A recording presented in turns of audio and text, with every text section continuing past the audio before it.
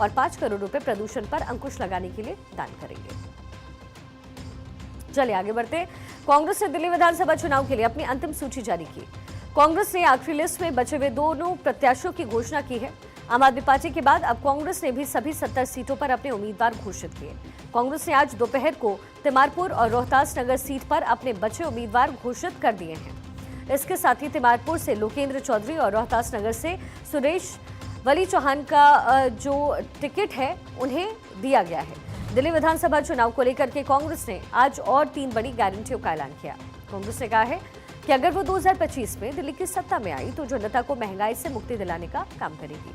दिल्ली वालों के लिए कांग्रेस ने आज अपनी 2 और गारंटी लॉन्च कर दी है। तेलंगाना के मुख्यमंत्री रेवंत रेड्डी आज दिल्ली प्रदेश कांग्रेस कमेटी के कार्यालय पहुंचे, जहां उन्होंने दिल्ली विधानसभा चुनाव से पहले दी गई योजनाओं को फ्री बिजली योजना और महंगाई मुक्ति योजना लॉन्च की। फ्री बिजली योजना के तहत 300 यूनिट बिजली फ्री मिलेगी। वहीं महंगाई मुक्ति योजना के तहत 500 रुपए में सिलेंडर और राशन किट फ्री में मिलेगा। दिल्ली जनता से मैं ये गुजारिश करने के लिए आया हूं इतना दूर कि कांग्रेस पार्टी ने जो वादा कर रहा है इस चुनाव में, वादा निभाने का जिम्मेदारी कांग्रेस पार्टी की है। तेलंगाना राज्य के मुख्यमंत्री मैं जिम्मेदार लूंगा, दिल्ली में कांग्रेस की सरकार बना दो।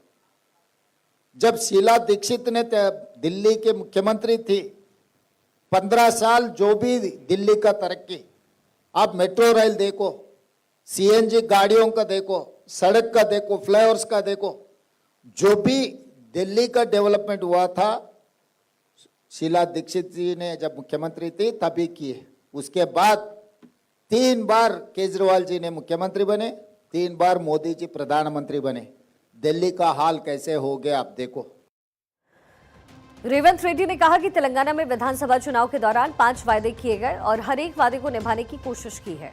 तेलंगाना सरकार 50 लाख लोगों को 200 यूनिट फ्री बिजली और 500 रुपए में सिलेंडर दे रही है और अब दिल्ली में भी कांग्रेस सरकार आने पर तेलंगाना की तरह लोगों को सुविधाएं दी जाएंगी। अब इसे महंगाई मुक्ति योजना नाम दिया गया है। इसके तहत दिल्ली के लोगों को 500 रुपए में गैस सिलेंडर के साथ राशन किट फ्री दी जाएगी।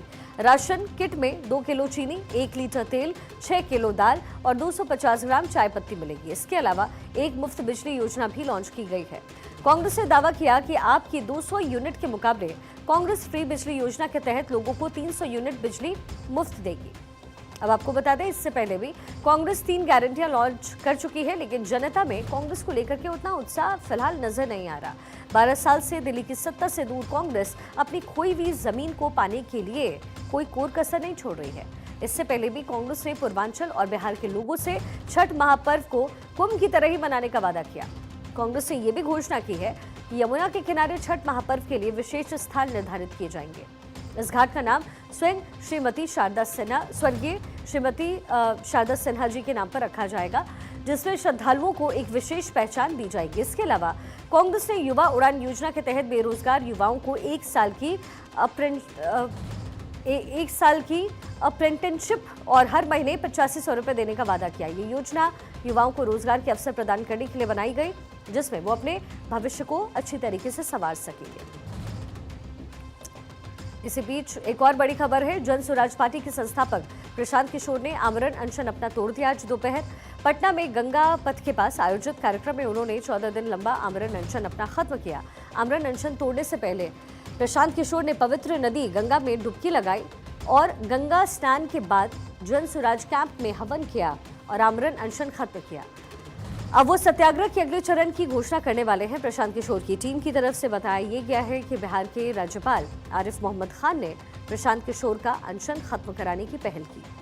प्रशांत किशोर ने कहा कि छात्रों का प्रतिनिधिमंडल भेजें और समाधान निकालने का हर संभव प्रयास मिलकर के करेंगे। ये राज्यपाल की तरफ से प्रशांत किशोर को कहा गया है। अनशन पर प्रशांत किशोर क्यों बैठे हुए थे, जरा वो भी आपको बता देते हैं। बीपीएससी परीक्षा में अनियमितता और धांधली का जो आरोप है वो लग रहा था। पटना में बीपीएससी अभ्यर्थी आंदोलन कर रहे हैं और इसी आंदोलन के आधार पर प्रशांत किशोर ने अनशन की शुरुआत की। शिक्षा परीक्षा के मुद्दे पर 2 जनवरी को अनशन पर वो बैठे। पिछले साल ही बिहार में जन स्वराज पार्टी की स्थापना की और विधानसभा चुनाव से पहले अपनी पार्टी का जनाधार मजबूत करना चाहते हैं।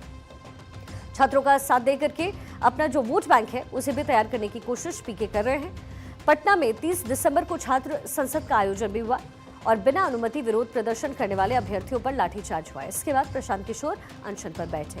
पहले उन्हें गिरफ्तार किया गया, बाद में निजी मुचलके पर उन्हें रिहा किया गया। बीपीएससी ने प्रशांत किशोर समेत कई लोगों को कानूनी नोटिस जारी किया था। ये नोटिस उन लोगों को भेजा गया जिन्होंने 13 दिसंबर को राज्य भर में आयोजित सीसीई को लेकर के उठे विवाद पर आयोग के खिलाफ निराधार आरोप लगाए।